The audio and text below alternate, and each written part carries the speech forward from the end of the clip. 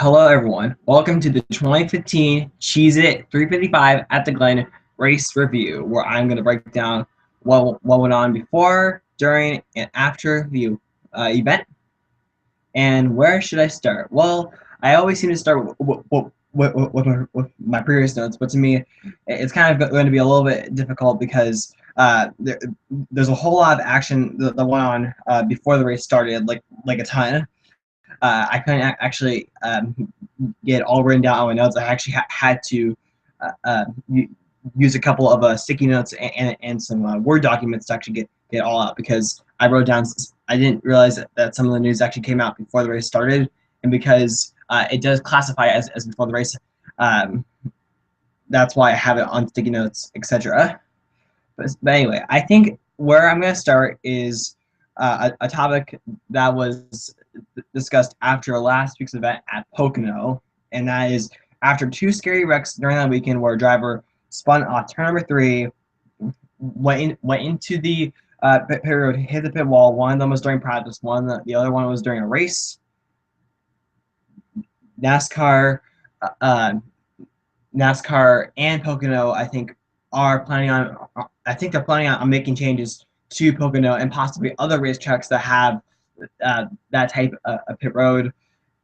And I think that what NASCAR has said is that maybe moving some of those pit stalls entering pit road all the way up closer to turn number 1, which I think probably sounds. I think at this point it's probably the best idea. But also there, I follow. I always follow. I follow a lot of different websites, and one of them was ESPN, and it was during a debate. And one thing that somebody brought up was that maybe one thing that might have caused these accidents is actually the 2015 rules package that um, uh,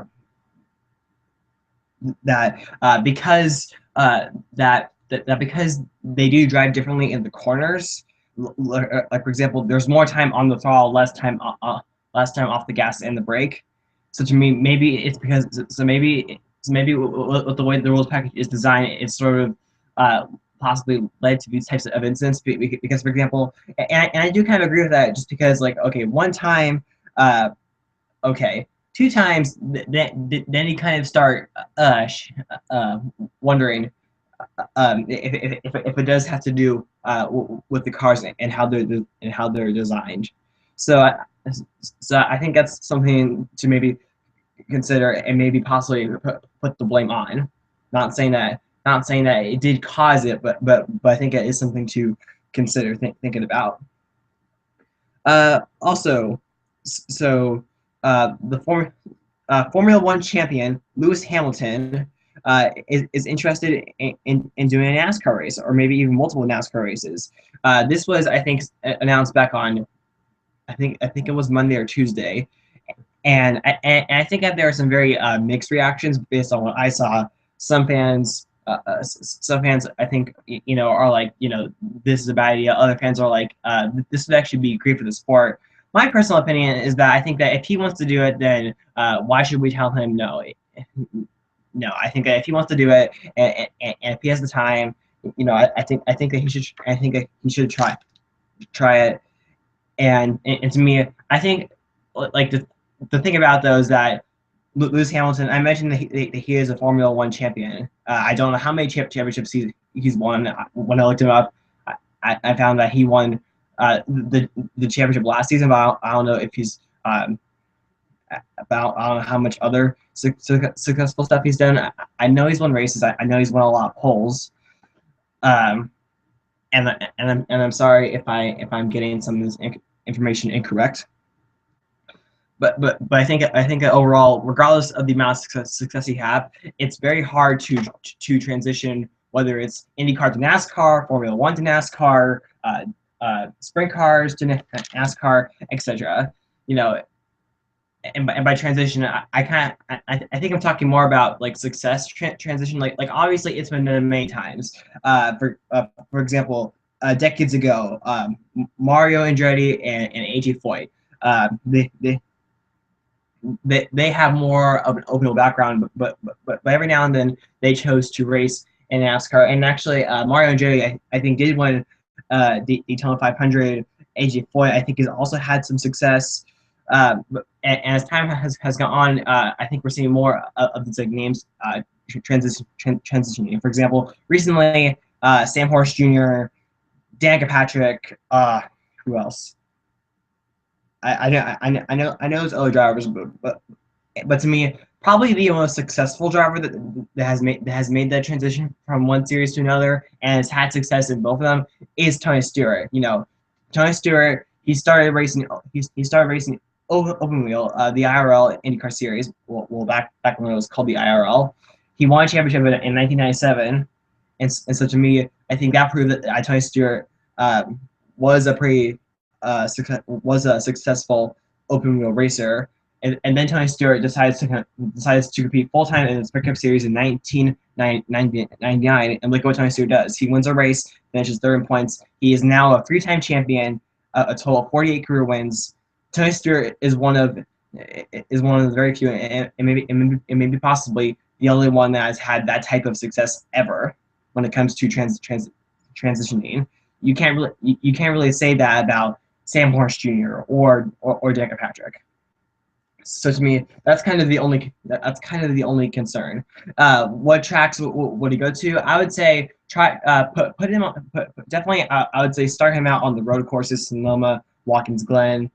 But to me, like I said, I can't see it. I can't see a success. And chances are, I don't think this would exactly be the type of thing that we would see next year. I think that it would be a couple of years in the making, and maybe actually testing and practicing driving NASCARs, like maybe a year or two before, if he was going to race in NASCAR. He actually has been in a stock car before.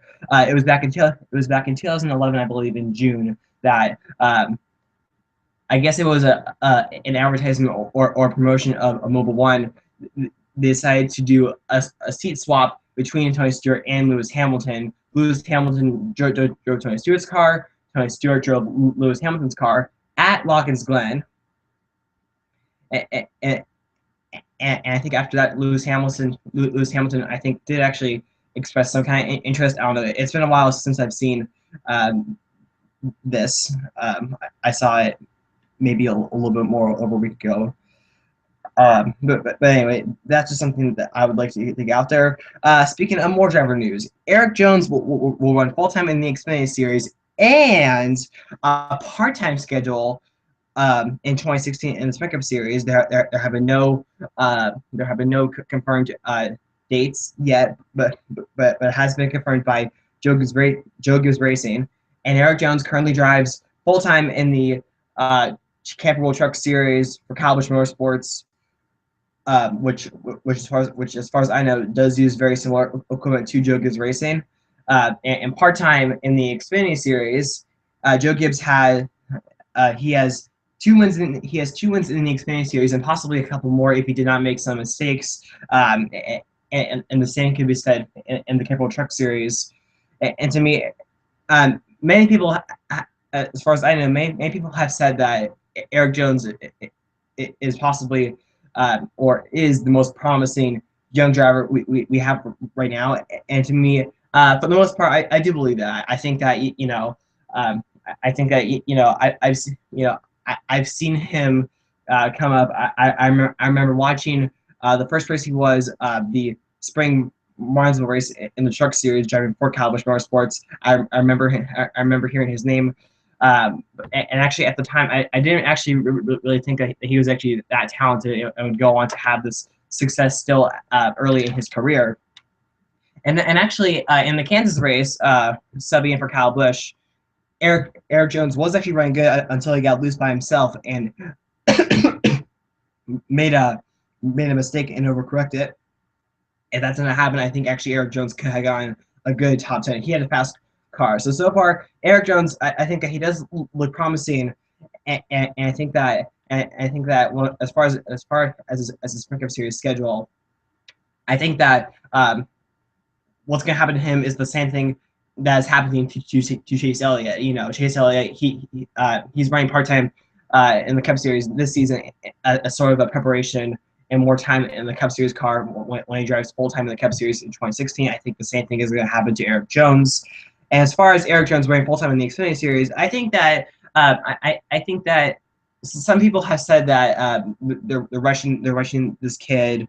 I personally don't feel like that. I actually think that Joe Gibbs Racing is actually bringing him up at just the right time. You know, and to me, Erik Jones, I think he does have the success to back it up. And to me, I think that even though the 2016 NASCAR Xfinity Series season is just a little more than 6 months away, I think that it's possibly safe to say that he's going to be one to watch out for in the Xfinity Series title next season, and maybe possibly a driver that could get top 10s, top 15s, maybe even that win. Maybe even that win. I don't really know, but to me, it looks like Erik Jones, his future does look very bright, and to me, another question or topic that also has been brought up in the wake of this news is if Erik Jones decides to run full-time in the Cup Series, which could possibly come in 2017, 2018, whatever it is he going to drive for Joe Gibbs and thus replace someone? Or is Erik Jones going to go to somewhere? Or is Erik Jones going to go to somewhere else? There have been some people that have been thinking that Matt Kenseth or Dan Hamlin are the two most likely replacements. Dan Hamlin, his contract is up after 2016. Matt Kenseth's contract is up after 2017. Matt Kenseth, some people think that because Matt Kenseth is getting up there in age, Erik Jones might replace him, or because of Dan Hamlin's sometimes lackluster success, even though he has been closest to get Joe Gibbs their first career championship since Tony Stewart got them the last championship in 2005. Dan Hamlin, he's been able to contend for the championship on two different occasions, 2010, 2014. And so to me, I don't know. He is being brought up at an interesting time, but I will say that depending on how successful he is in the Xfinity Series, that's going to decide on whether he gets put in a Cup car 2017 or beyond that. And to me, if Erik Jones does not go to if he does get a Cup ride, and if he does not go to Joe Gibbs, do you know what I think is going to happen?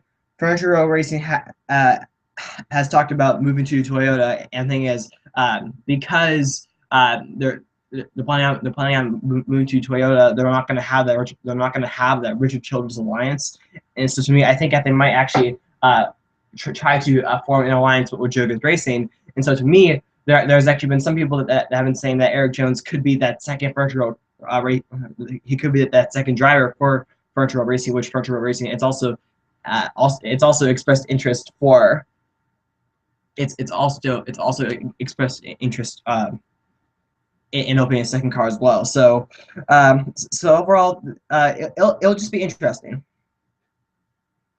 And also one of the biggest announcements before this Sunday's race was the change to the warning system and the penalty system. So before this weekend, it was if you received 2 warnings or more consecutively, you would get a P1 penalty, and it could be a variety of things. It could be loss of practice time. It could be last choice in pit stop selection. This time, NASCAR has changed the rule book to now you will get a P1 penalty if you get 4 warnings, not 4 consecutive, but just 4 warnings for failing pre-qualifying inspection or maybe just inspection in general. And that P1 penalty will be your choice of pit stop selection gets taken away. And to me, this was I think NASCAR said that this was in a response to wanting to make the rules easier for the teams to understand. However, as a fan, in my opinion, it is kind of a little difficult to understand. And overall, I kind of wish that, like, I guess as a fan, I guess I'm fine with like NASCAR changing rules packages mid-season, especially if they're trying to make the racing better. But to me, I don't think that something like this, I don't think it's exactly going to sort of reduce the amount of warnings or penalties we see already. But um, but to me, I kind of wish that stuff like this could could have just waited until the off season. Um, but anyway, onto the next one. Some news or sort of facts about certain drivers. Premium Motorsports um, decides to bring in another driver, TJ Bell, to the 62 car, and also this was Tony Stewart's first Watkins Glen race since 2012. If you remember, if you remember, in 2013 he broke his leg in a sprint car crash, and then in 2014 there was that tragedy with Kevin Ward Jr. and it cost Tony Stewart, like the injury in 2013. Tony Stewart wouldn't be able to race in that race and for the rest of the season. And then in 2014, Tony Stewart decided to just leave. Be, be, be, I think it was out of respect for the family. This man, what I'm saying may not be true, you know, or else think just like simply Tony Stewart, he was not in the best mental state to do this race. So Tony Stewart did return, and Tony Stewart, he was having a good day going. He could have gone a nice solid top 10, maybe even a top 5 finish. It wasn't. It was possible until unfortunate things went on with the axle. But to me, I think that one thing I am seeing on Tony Stewart is all of a sudden the improvement in the qualifying and also the improvement in the race. Whether something bad happens or not, I am seeing some more speed at Tony Stewart and some improvement, which is nice to see. Also, what I look at, oh yeah, rain tires. I mentioned in last week's race review about how this Watkins Glen race on the sprint side could be a historic Watkins Glen race because it could rain and we could race in the rain in the sprint cup series for the first ever time. This is sort of to me a polarizing topic among fans through what I saw. Some fans were like, yeah, let it rain, let it rain, let it pour. Other fans are saying no, like no NASCAR, this is stupid. This will really ruin the racing. And to me, I like to sort of save my opinion until it happens. And the thing is, it's not happening this time, so I'm still saving my opinion. But to me, I don't think that it's actually that bad of an idea because to me, we've raced in the rain before in NASCAR with the Xfinity Series. A couple times in Montreal, and most recently at Road America last season in the Xfinity Series. And to me, the first race on Montreal, it was raining so hard that I think it really made it a disaster. But however, the race at Road America last season in the Xfinity Series, I felt like that was more controlled. And I think that and I think that it was cool and just different to watch it. And I like watching it. And overall, we're just going to have to wait until next season. We're just going to have to wait until next season to see if we're going to have rain on a sprint cup race at Sonoma or Watkins Glen, or maybe even a third road course or a fourth road course. I'll get into that in just a moment. Also, I guess one other thing I should mention is that the Levine Family Racing wants to race full time in 2016 and beyond. I actually, this news actually was announced also I think a couple hours before the Watkins Glen race today, but I didn't catch it because I was obviously busy watching that race. As far as I don't really have too much to say about that, but to me, I think that I would like to see it, and I think that maybe I would like to see that team and Michael McDowell sort of get more help. They did form an alliance with Penske, I think 2 years ago. Not 2 years ago. I think it was like last season. That team made an alliance with Penske Racing. But to me, I think that I would kind of like to see maybe more help.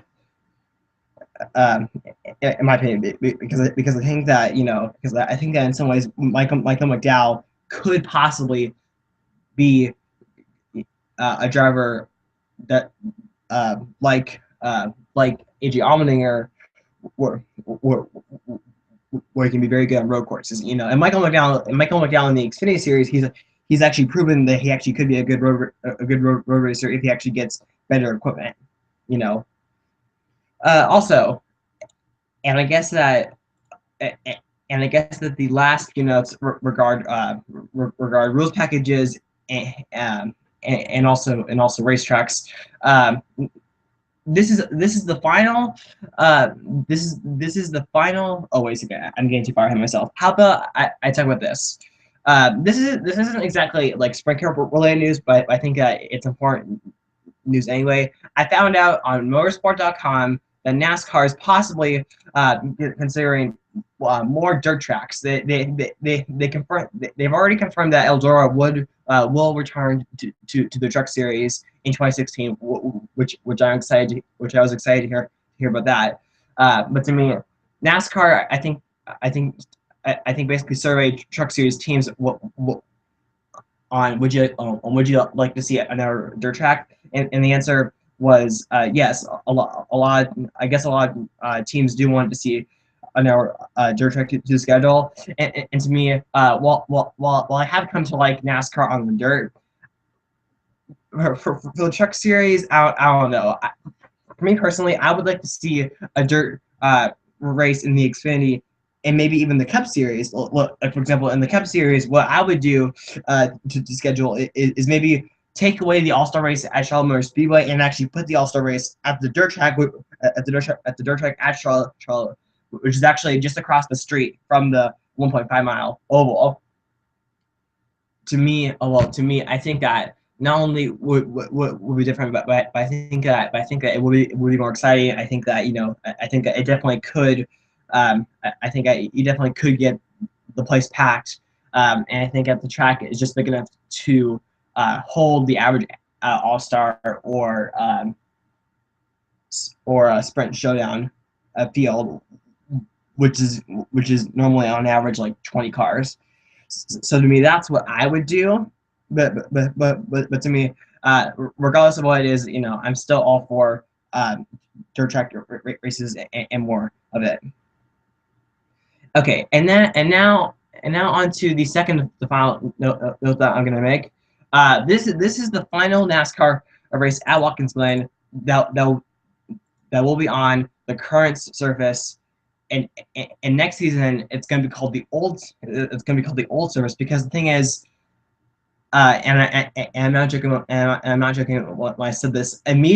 Almost immediately after the race ended, they got the big machines, and Joe Logano actually started to dig up the pavement. Yep, I said it. Watkins Glen is getting air paved. Watkins Glen did already start with the boot. With the boot, which is part of the racetrack that NASCAR doesn't ever use, and they've already started doing that. And so far, what I've read is that I've known about this news, I think, ever since December, I believe, and I think last December is when it was announced, but and through what I've read is that pretty much like they're what I've heard is that they're just like they're taking the surface and they're going to dig it all up, and then they're going to add a brand new surface onto it. And I've not read anything that said, oh, we're changing the layout or stuff like that. What we could possibly see is maybe new curbing and maybe even new guardrail, or maybe even walls, maybe more safer barrier. Probably less gravel traps, especially in the boot. And speaking of the boot, I think, I don't know, NASCAR, because they are repaving the boot, I don't think that this is exactly. I don't think that like the bumps in the boots prevented NASCAR from ever using that part of the course. But NASCAR's executive vice president and chief racing development officer Steve O'Donnell told NASCAR, not told NASCAR, or just simply said that uh, um,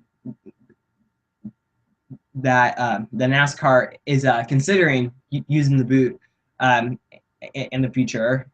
He didn't exactly say 2016. And to me, I would actually like to see them use the boot because to me it's almost like when I watch other series use Watkins Glen, they do use the boot, and to me it's almost like a wholly in some ways like when I watch it, it's almost like a totally different like feel in just a different racetrack. It would actually allow for more passing opportunities, and it would also allow for a couple extra challenges because when you add the boot, you actually have some pretty crazy elevation changes. So I would actually so I am actually supportive if NASCAR did decide to run the boot. I think that it would be a pretty cool addition, and it could make the Watkins Glen racing better.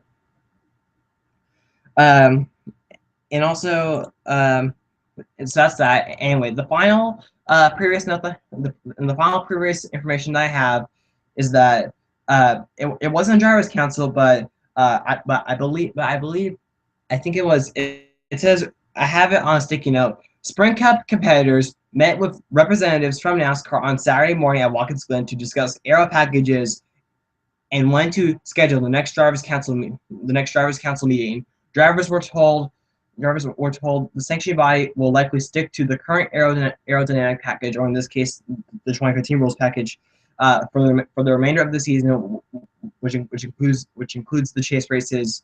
But however, in 2016, NASCAR will incorporate the low downforce package that was run at Kentucky and will be used at Darlington. And Darlington is also using a softer tire, and that softer tire would also be used along with the lower downforce package in 2016 at most of the racetracks. But the thing is, it could be all the racetracks unless the hijack package that was used at Indianapolis that wasn't a success. Less lead changes, less passing, I believe. But to me, if it is a success at Michigan, and to me, I think by success, more passes, more passes, more lead changes, closer racing.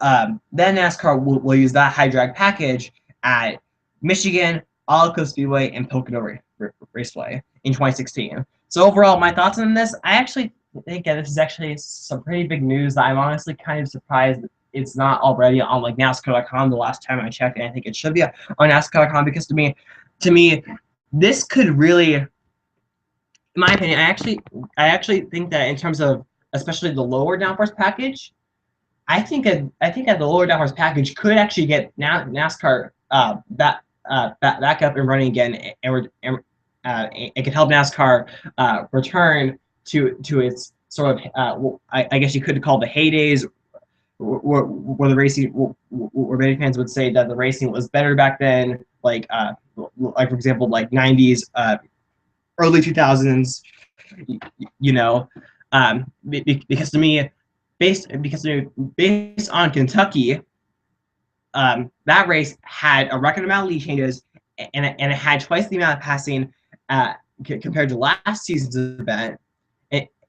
And to me, there was just simply just a lot more there was a lot more 2 and 3 wide, and there was actually a couple times where actually the leaders swapped the positions a couple times. And so to me, I think that is better racing than just sort of this on a restart. The leader takes off, nobody can catch the leader, they're gone, nobody can catch them. It's going to kind of be this follow the leader kind of thing. And to me, that is not what made NASCAR. What made NASCAR was, to me, race cars that had less downforce and were less aero sensitive. And so to me, I think that to me, I am excited to hear that we will use a low the Kentucky package, as I'm going to call it. But eventually I'm going to call the Kentucky and Darlington package. And to me, I hope that the hijack package is actually not back for next season after Michigan, because to me, I don't think the high drag package is going to work. Based on Indianapolis, but to me, Indianapolis and Michigan are two totally different racetracks in terms of their shape, their banking, etc. And so to me, I actually think that Michigan is actually going to be the true test of the package, and if Michigan is successful, which I don't think it will be, I guess I will support the high drag package, even though I'm not doing it at this point. And as far as the racetracks, I could Michigan Auto Speedway, I understand that. Pocono Raceway, I'm not really understanding, because to me Pocono, it's a flatter racetrack. It's not as banked, and the thing is the groove is not as wide. So to me, I think that you would actually see even more of the single file train. But to me Pocono has kind of in some ways always been a single file leader kind of thing, because of the way the track is designed in the first place. But anyway, so that is my thoughts on that. All of these previous notes, they are now done, and now now let's move on to what went down during the weekend. So on Friday, Clint Boyer won the first practice. He was the fastest, and behind him, Allmendinger, Johnson, Hornish Jr., Casey Mears, Bernard, Reagan, Keselowski, Kyle Busch, and Austin Dillon. Jeff Gordon was the fastest in his final road course practice ever, and he was followed by Kyle Larson, Greg Biffle, Kyle Busch, Logano, Kurt Busch, Mark Truex, Sam Hornish Jr., Kevin Harvick, and Tony Stewart. And then on Saturday, AJ Allmendinger wins the pole, sweeps on both road course events, and it makes it his fourth career pole ever. Behind him, Mark Truex Jr., Tony Stewart, Kevin Harvick, Jeff Gordon, Kyle Larson, Dale Earnhardt Jr., Kyle Busch, Jimmy Johnson, Austin Dillon, Brad Keselowski, and Justin Allgaier. Yep, I said Justin Allgaier. He actually made the final round. TJ Bell did not make the field, but Timmy Hill was actually the slower, and I kind of think that for those that I didn't catch that, well, actually, I don't know if Timmy Hill was slower. I was not watching qualifying, but to me, I did hear some people say it. I kind of think that unless you have a champions, I don't know. I kind of think that like they should kind of make. I think that they should probably make the qualifying. The qualifying and sort of change the provisionals a little bit, you know, especially if you're sort of one of these like underfunded, teams or whatever. I kind of think in that case it should be whoever is the slowest, not just because, not just because of I don't know, less track attempts. I said this a couple of weeks ago, and once again I'll bring it up. And also entering Sunday, this race was considered to be a wild card, just because I think road courses we have seen winners of road courses that we don't normally see when at any other type of racetrack. For example, Marcus Ambrose, his only two NASCAR Spectre Series victories came at Watkins Glen, and AJ Allmendinger won this race a season ago, and it helped him make the chase. And there was also talk about a couple other drivers here and there, etc. But here we go.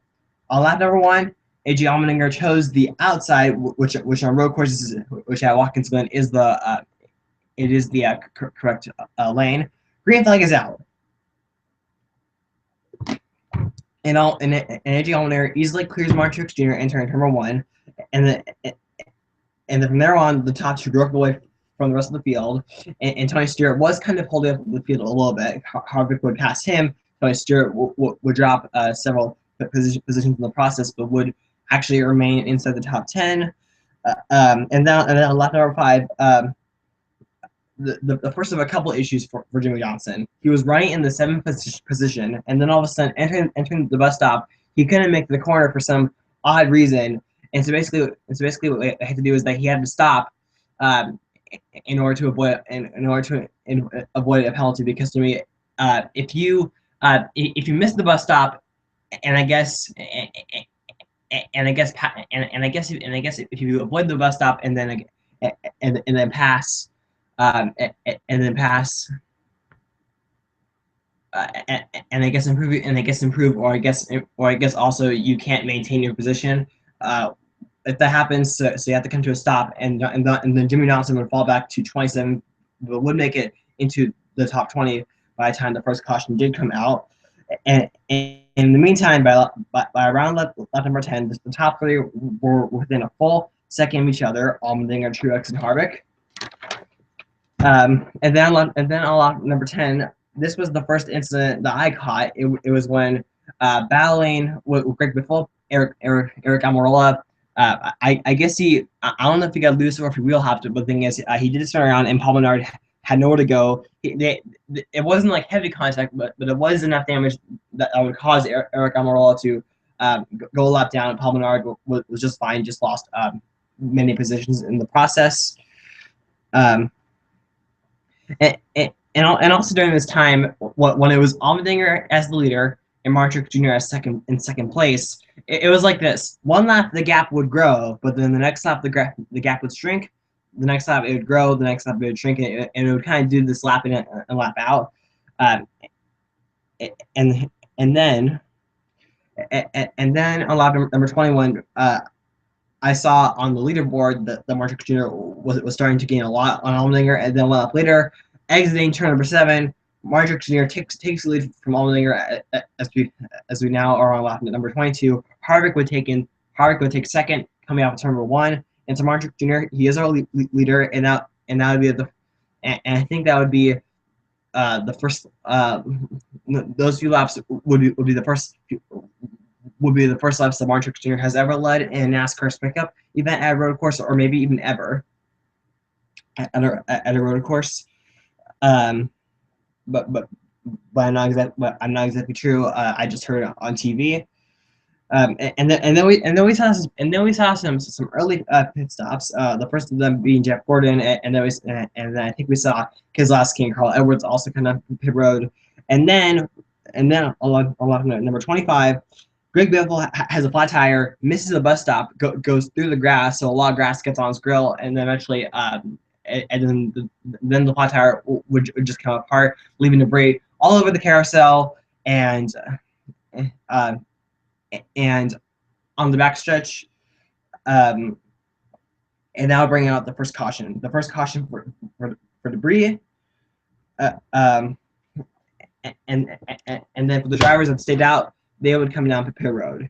And so the race exiting pit road, Martin Truex Jr., A.J. Allmendinger, Kevin Harvick, Kyle Busch, Tony Stewart, Kyle Larson, Logano, Kurt Busch, Clint Bowyer, and Denny Hamlin. Everyone took 4 tires. Kurt Busch got penalized for his men going over the wall too soon. Jimmy Johnson and Denny Hamlin were caught for going too fast. And one thing to remember is that, and this was talked about throughout the weekend, about how because the pit road is different at Watkins Glen, and it's not like because the pit road at Watkins Glen, it's not like any other racetrack.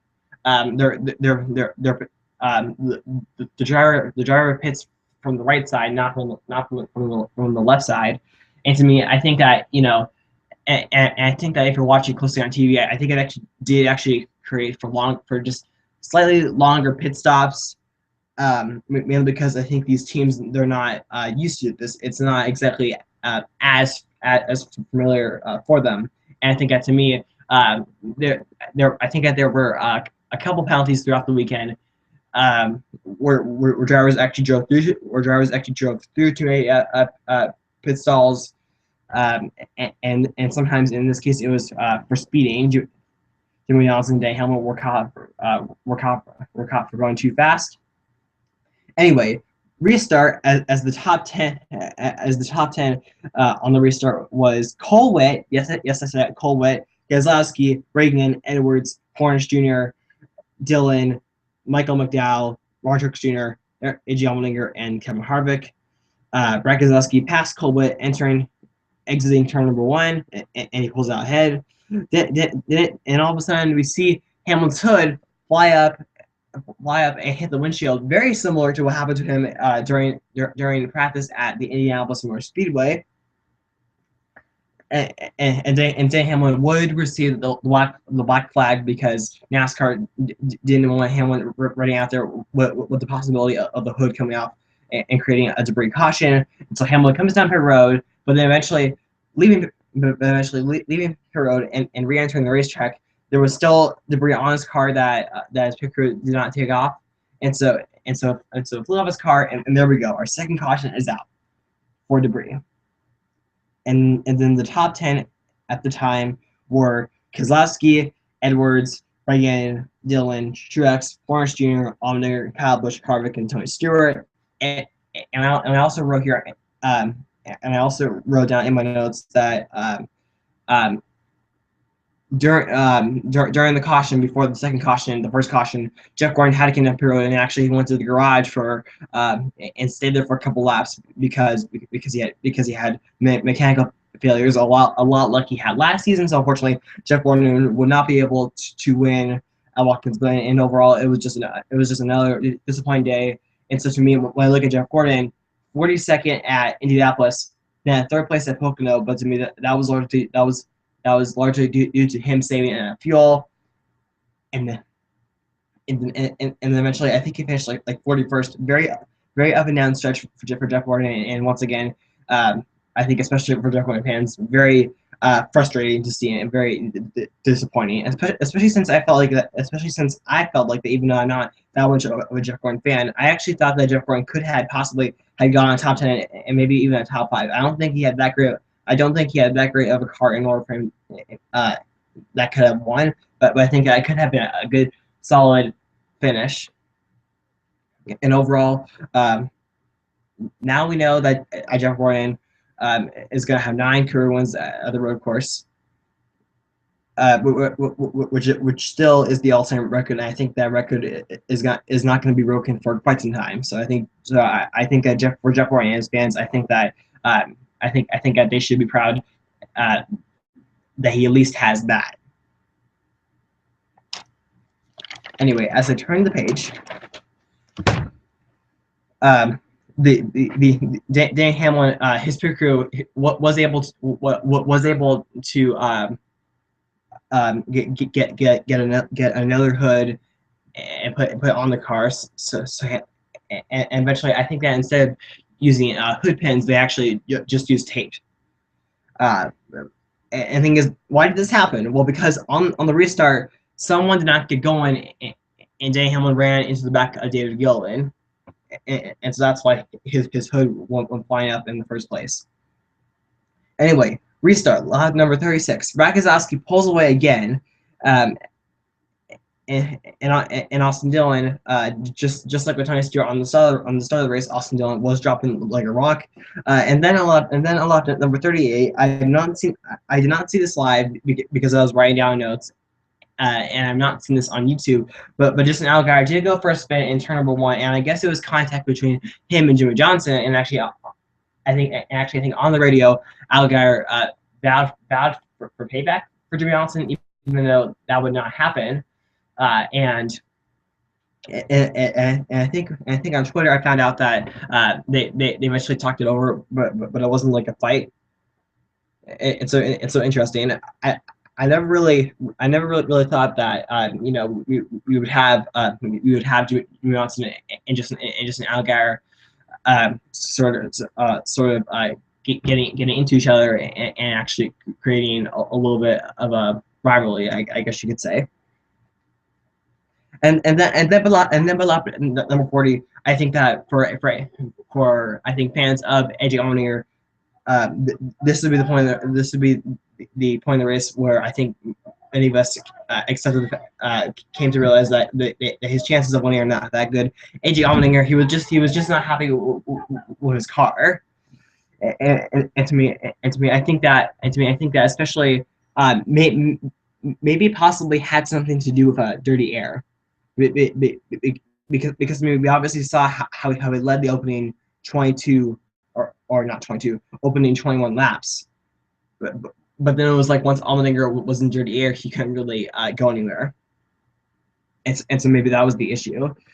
And then number 42, side by side for I think about 14th spot, Kyle Larson wheelhops entering turn 1, and him and Austin Dillon spin out.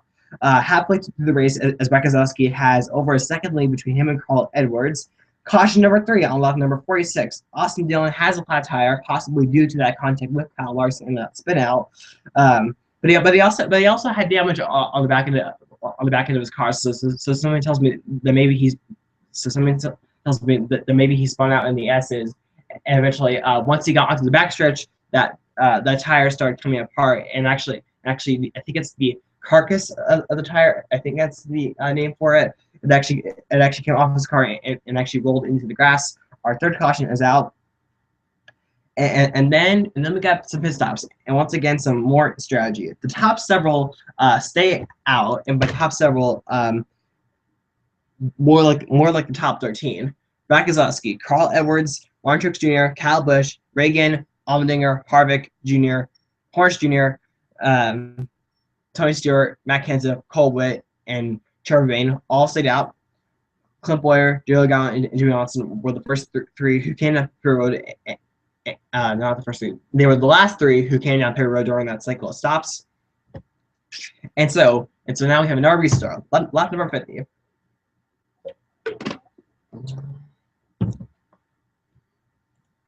But anyway, from the moment they took a green flag, chaos would occur seconds later, and this all started. It actually occurred before they actually took the green flag. Sam Horst Jr. restarting in the 9th position. He couldn't get going, so I don't know if he spun the tires or if he missed a shift. He did have a shifter issue last week at Pocono that caused a very similar thing. But anyway, whatever it was, he could not get going. Kenseth had to check up. Bayne had to check up. Logano had to check up. Those 3 got some minor damage. And to me, the first driver to get major damage was Jamie McMurray. He ran into the back of Logano. And behind him, Menard hits him, and then Ricky Stenhouse Jr. and Casey Kane just pile into this. And behind, I think it was Lennon Castle didn't hit Casey Kane, but Lennon Castle did get ran over by Michael Nett, and eventually Boris said will eventually make contact with Michael Annette, and that caused heavy damage on the front of his car. And overall, I think Casey Kane would have to he would have to go to the garage, finished 42nd. McMurray, he finished 40th.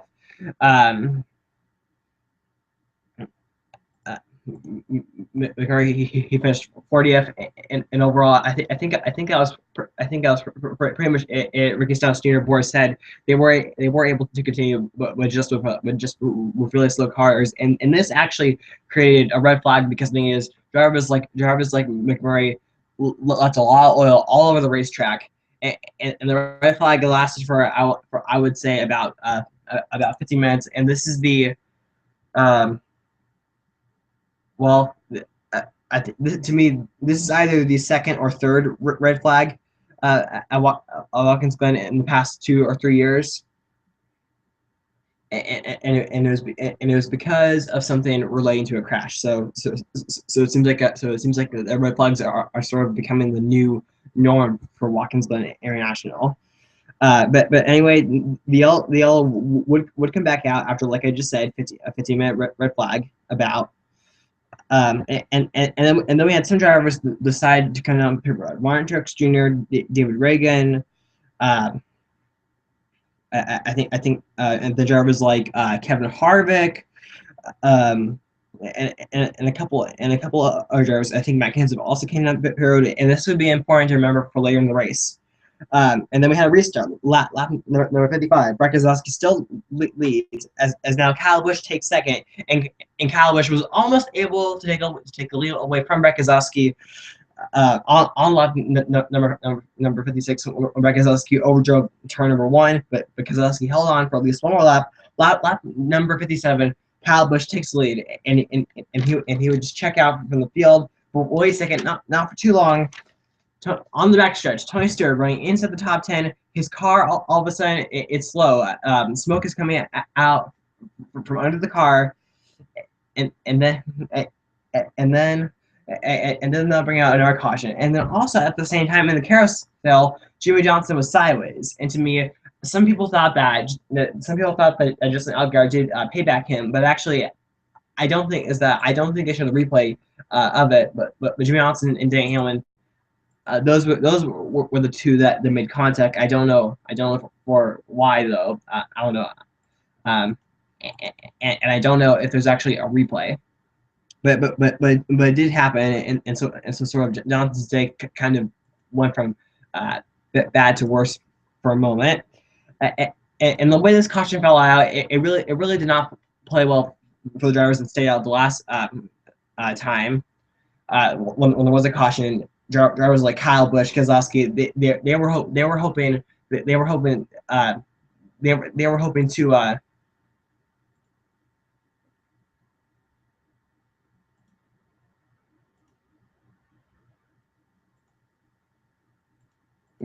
I'm sorry. I'm sorry. I'm currently watching a video. I actually just found the Justin Allgaier and Jimmy Johnson spin around. It doesn't show the contact, but it shows Johnson just behind Justin Allgaier, and then I'm actually trying to see it. I'm actually trying to see if they do have a replay.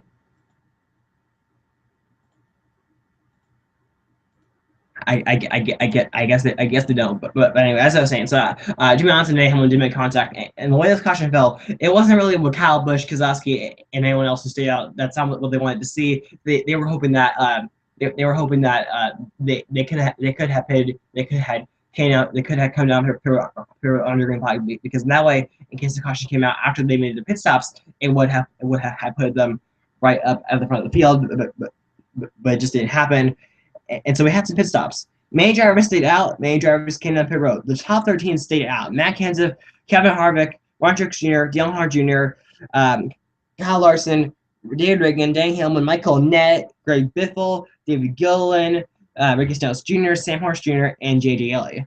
And drivers like Logano, and drivers like Logano, Kyle Busch, Matt Keselowski, Carl Edwards, they all restarted around 20th, and so with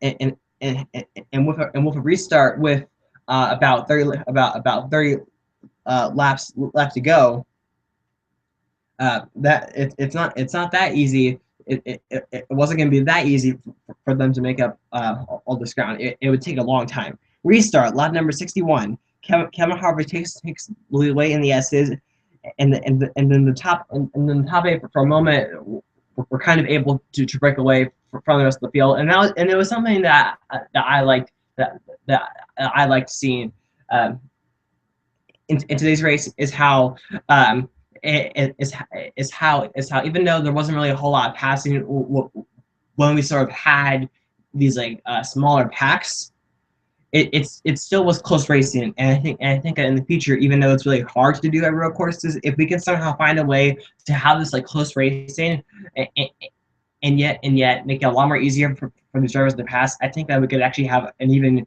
a really good road course event.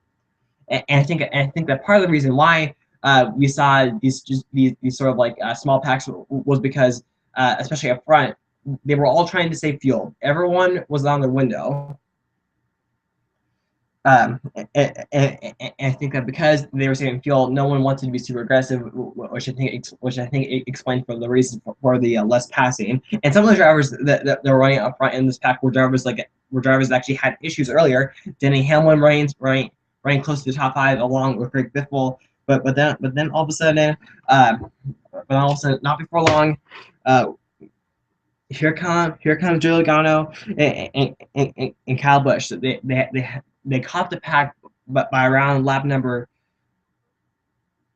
Oh, I'm sorry. I actually skipped ahead. Lap number 69. Ryan Truex Jr. running in the 3rd position, exiting turn number 6, entering turn number 7, has a flat tire, does not hit the wall, it would cause him to pay. And even though I don't think he was going to be able to win that race, win this race, I think that I think that it definitely hurted his chance of getting a nice solid top 5, top to finish. And to me, Martin Jr. I think did have one of the best cars. I think that Martin Jr. if he did not have to say fuel, I think that he actually could have been a good contender for the win. Maybe someone who could have challenged Logano or Kyle Busch. But anyway, Logano and Kyle Busch, they were closing as Greg Biffle allowed number 73 missed the bus stop. Logano and Kyle Busch passed Dale Earnhardt Jr. for fourth, allowed number 77. And the pretty much after that, Kyle Busch, who I guess him and Logano also had to stay fuel as well. But to me, all of a sudden, it was like after they passed Dale Earnhardt Jr., Logano just broke away from Kyle Busch, and Kyle Busch was just never able to catch Logano. And so basically now all of a sudden it came down to Harvick, Kenseth, and Logano. Logano passed Kenseth. Logano passed Kenseth for per second, a lot number 82, and then a lot number 84. This is worth mentioning. AJ Allmendinger, who pitted on the exact same lap as Busch and Logano, he actually ran out of gas. And when I saw this, I thought, oh wait a second, are we going to have another Pocono? But it turns out it wouldn't happen. But to me, one thing I found interesting is that I guess that maybe AJ Allmendinger has sort of less experience with trying to stay fuel. But to me, I just kind of found it interesting about how AJ Allmendinger, who probably was racing a lot less aggressive, because he was farther back than Logano and Kyle Busch, and yet Allmendinger does not even come close to making it the rest of the way on fuel, but Logano and Kyle Busch were able to. But anyway, now we got to fast forward all the way to the final lap. My flag is out. One more left to go. And anyway, entering turn number 1, Boris said who was in front of them actually spun, and all of a sudden, I don't know what happened to Logano, but all of a sudden it was like his car would just not turn. And to me, Logano went from being on Harvick's bumper to all of a sudden several car lanes, probably over a second or two. And so right here, Kevin Harvick, who was originally banking on cautions to get all the way, exiting the carousel. Harvick, well, the car is not wiggling. The car is a lot more slower. And to me, here comes Joe Logano entering turn number 6. Harvick, for a moment, it looked like Harvick might had actually had gone back going, but anyway, and here comes Logano passing Harvick on the inside. Harvick tried to block him, but couldn't do it just in time, and then exiting the final corner. Harvick, he gets on the bumper of Logano, hoping to get him loose, and maybe Harvick was hoping that maybe he would get a fuel, but it just wasn't meant to be. Off the final corner, Harvick is completely out of fuel. Logano takes the checker flag, and actually, Harvick actually almost had enough fuel to beat Kyle Busch. And to me, and if Logano was not there, it actually probably could have been one exciting photo finish that Kyle Busch would have won, because Kyle Busch. I did not see the official order in the seconds, but it had to come down to maybe just like a few tenths or maybe even thousands between Harvick and Kyle Busch battling for second. But anyway, Logano wins. This is his first career win of the season since the 2015 Daytona 500. And to me, I think one word to describe his win is just sort of finally, Logano, he's come close so many times. It's either been situations where he got past late in the going, or Logano ran out of fuel like last week while leading, etc. And to me, Logano finally got the win. He also won the Xfinity race, so he swept the weekend. And I believe that NASCAR and Watkins Glen confirmed that it was the first time ever that that a driver swept uh, uh, both Watkins Glen races in one weekend, I believe. And so that was interesting. And to me, I think at this one, I believe that Logano's performance this season is actually a little bit more better than his performance last season, where he actually almost won the championship. But to me, I think at this one really really, really told a lot more people, or maybe everyone, like, hey, don't count us out when it comes down to the chase. And to me, I think that Logano I could very well see Logano making the final four like he did last season. Um, and so.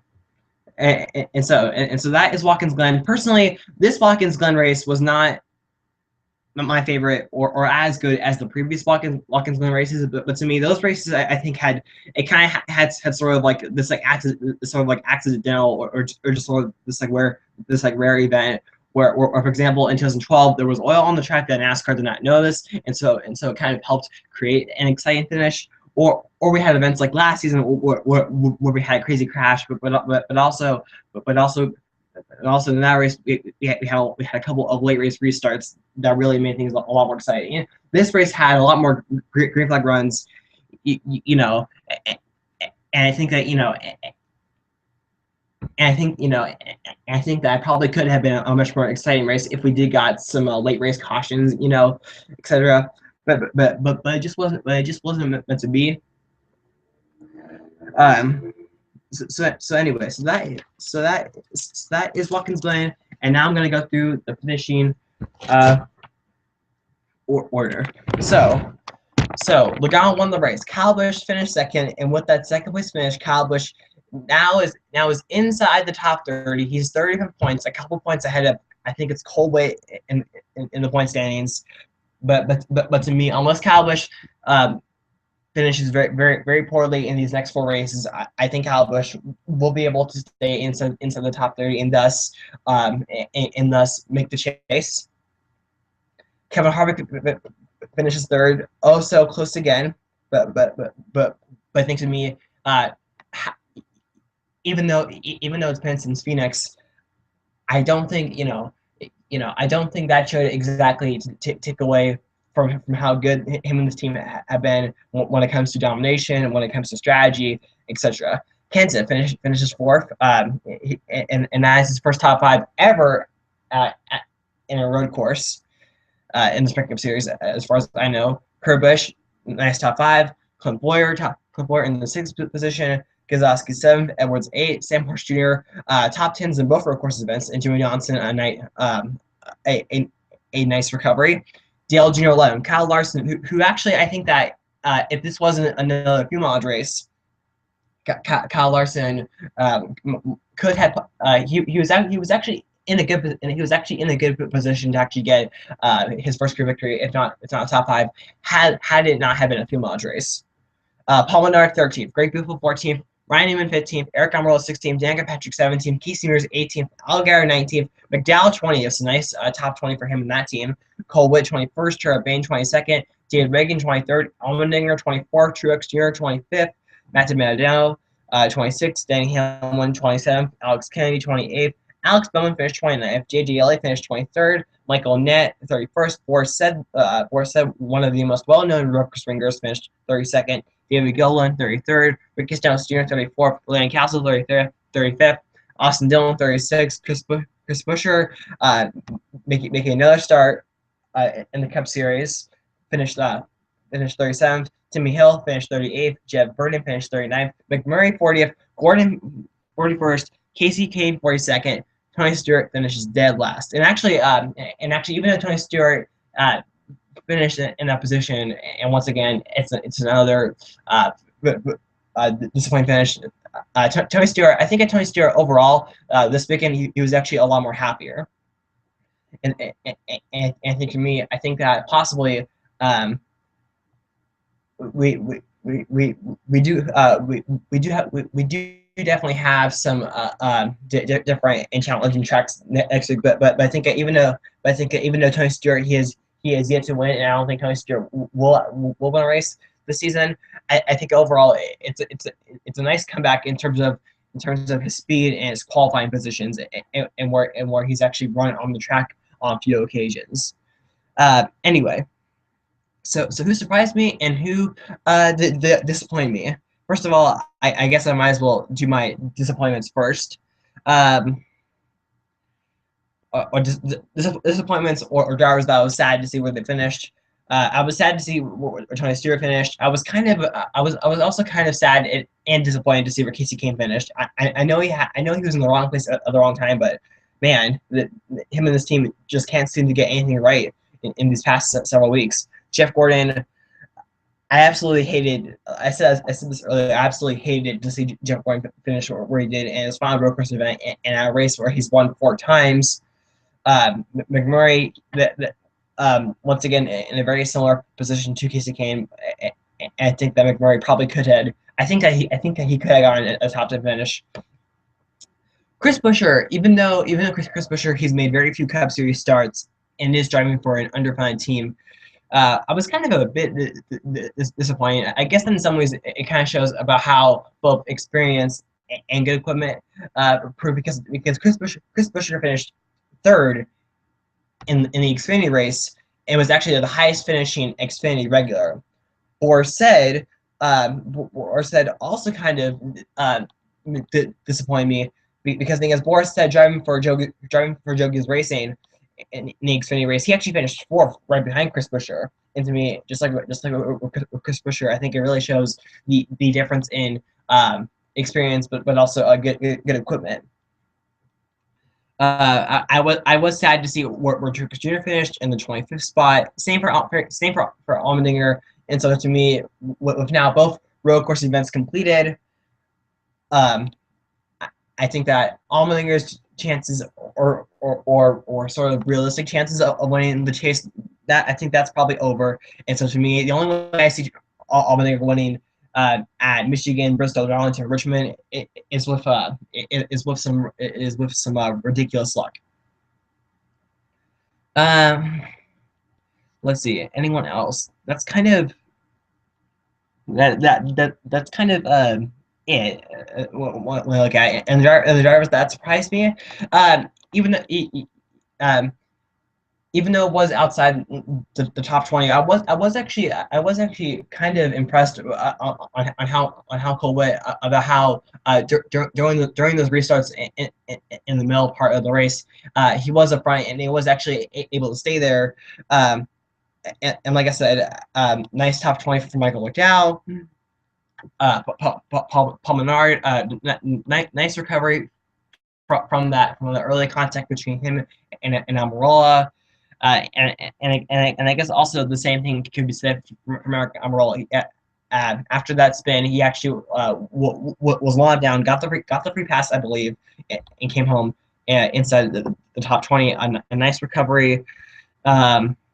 Johnson, a nice recovery. Sam Martinsville, once again, I said before, I'll say it again, another top 10 race, even though he kind of, in some ways, did cause a crash.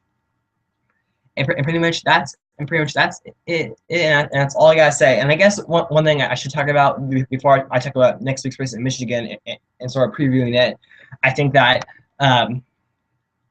overall, I think that, not only the racing today at Watkins Glen wasn't the best of Watkins Glen, but to me, I still felt like that it was good. And to me, not only that, but also Watkins Glen, every single seat, every single ticket in the grandstands, and every single camping and RVing location in and out of the track, it was all sold out.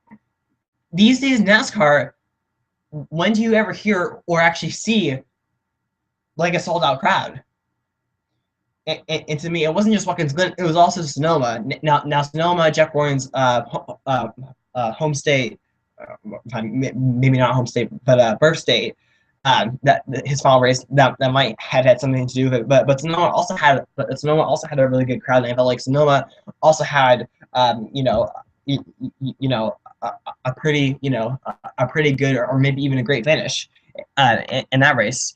And so to me, I think that, especially with the attendance being up and sold out, should NASCAR Run road courses, I think that many fans would say yes, including me. However, I can't see any short term. I see sort of maybe down the road, maybe like 2018, 2019, maybe that is when we'll finally add a road course. Um, I just think overall the schedule is stagnant. I think that even though I don't really want to hear this, the people behind NASCAR like where the schedule is at. Uh, from what I've read in interviews, etc.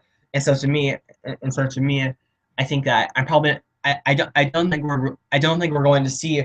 I don't think we're going to see a road course, or probably not even a schedule change at all for 2016, unless it's unless it's simply making races a day race, or shifting dates around. I don't think we're going to see any like new tracks. Um, but to me, if I were in charge, what would I do? Well, to me, I think the two best options and probably the two most realistic options are this: Road America and Montreal. Road America, it's a big track. I think the track has a lot of character, has a lot of history. I think that it would be great for the Cup Series to go there. And as far as Montreal, I really, I found it frustrating to figure out why NASCAR does not go to Montreal anymore. The promoter wanted a cup race, and then NASCAR said no. I don't know who in NASCAR said that. To me, I felt like that was a really stupid decision, to decline a chance for the Cup Series to go to Montreal, to decline the opportunity of just overall great racing, a ton of memorable moments, great crowds, passionate fans, etc. I really wish that I really wish that the Xfinity Series was still racing out on Montreal. And I think in Montreal, not only do I think it'd be not only do I think it would be a great racetrack. I think it would also be a good chance for NASCAR to sort of take their top series and sort of expand it. The truck series, the truck series goes to Mosport, which is located around Ontario, or in the Ontario County, whatever it actually is. But to me, I think that to me, if NASCAR wants to exactly like expand, I think that's what that's what you should do. So to me, I'll say it again, the two best options in my opinion: Road America, Montreal. Let's do it. But anyway, that's all I gotta say about Watkins Glen, and now I'm gonna move on to Michigan. And so Michigan, what makes this Michigan race sort of a little more um,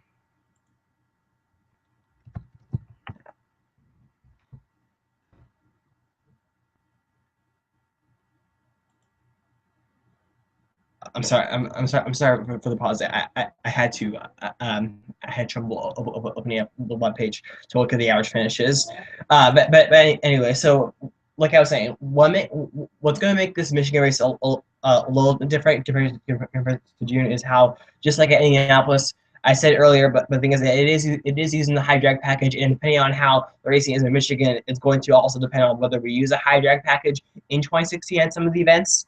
But to me, I think that the high drag package, like I said earlier as well, I don't think it's going to make the racing that different. I don't think it's really going to live up to what NASCAR's original goal was about it.